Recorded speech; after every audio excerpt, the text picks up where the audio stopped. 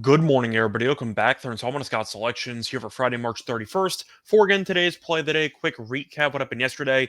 We had a couple plays and we ended up having a great day. Ended up sweeping the board. Starting off with the baseball play from a couple days ago. Had the Angels first five minus half a run at minus 140 on DraftKings. That won. It was not easy as the Angels ended up scoring a run in the fifth inning as Otani pitched a bunch of zeros and the Angels led 1-0 after five. So a nice winner there. Then for yesterday's play, had the over 6.5 goals in the Panthers-Canadiens game at minus 125 on DraftKings. Line closed at 7. Wasn't easy either. We got 2 goals in the final 90 seconds or so, and the game line at 7. So nice sweep there. Look for the winning day here on Friday. And for today's play today, going to go to the NBA, and we're going to look at a late night matchup between the Spurs and the Warriors, taking place at around 10 p.m. Eastern Time.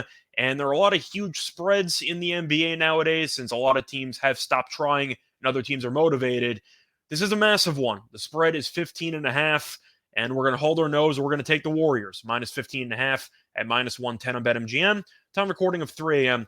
Eastern Time. Covering why I'm going to take the Warriors in the spot. First reason, the Warriors have been playing some really good basketball lately as they are trying to get closer to clinching a playoff spot. Golden State has won 4 of its last 5 games. Meanwhile, the Spurs, we know, have been awful all season long. They were tanking before the season even started, and they've kicked it into overdrive lately because the Spurs have lost each of their last 5 games, and 3 of those 5 losses were by at least 35 points. And there's one similarity between those 3 games, which is the fact that they played against a team that was motivated. The only 2 games that were somewhat close during the stretch, they still lost by double digits, but they played Utah, and Utah's been, I don't want to say tanking, but Markkanen's not really played much lately, and it seems like Utah isn't fully focused on actually making the play-in.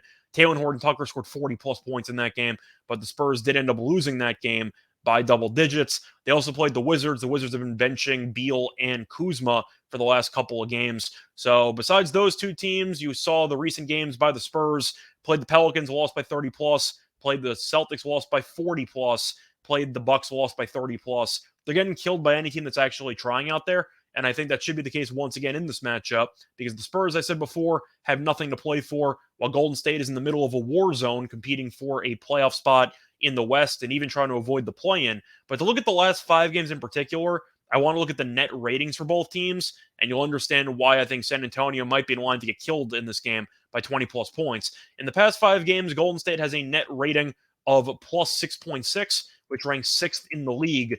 The Spurs have a net rating in that same span of a negative 27.6, which is dead last in the league.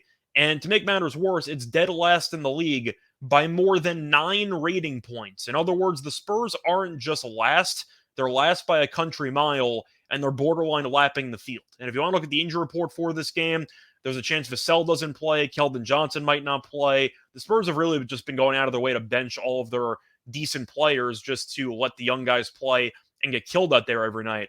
But Golden State's also going to be at home for this game, which should definitely help out because Golden State, despite being a mediocre team this season record-wise, has been incredible at home. Golden State is 31-8 straight up at home, 26-12-1 ATS. So this team has been a money-making machine at home. Meanwhile, San Antonio, awful on the road, both straight up and ATS. The Spurs are 6-31 straight up and 11-26 ATS on the road. And another reason why I'm going to take Golden State here, this will be the 3rd meeting this season. First 2 meetings were a little while ago, but the Spurs were still using some of their main guys at that point. And Golden State won each of the first 2 meetings this season against San Antonio by 31-plus points. So even when San Antonio was trying, they were getting buried by Golden State. Now they're barely even trying, and Golden State has a, I don't want to say that it's a must-win game per se, because there's a couple of games left on the schedule, but based on how cutthroat the Western Conference standings are, Golden State really can't afford to look ahead to any games, and I think that they should definitely be focused to take care of business at home here. But with San Antonio losing the first 2 meetings by 30-plus points, and the fact that they've been getting killed regularly by teams that are still competing for something by 30-plus points, I think Golden State's going to bury this team. We saw Golden State wake up and things kind of click together in that second half against New Orleans. And they come out, open up a huge lead early, and probably coast to a nice 20, 30-point win. But 15.5 might seem a little bit high. I don't think it is based on how bad San Antonio's played, and you get Golden State at home. So play that once again here for Friday, March 31st. Is going to be on the Warriors minus 15.5 at minus 110 on BetMGM. Bye, everyone.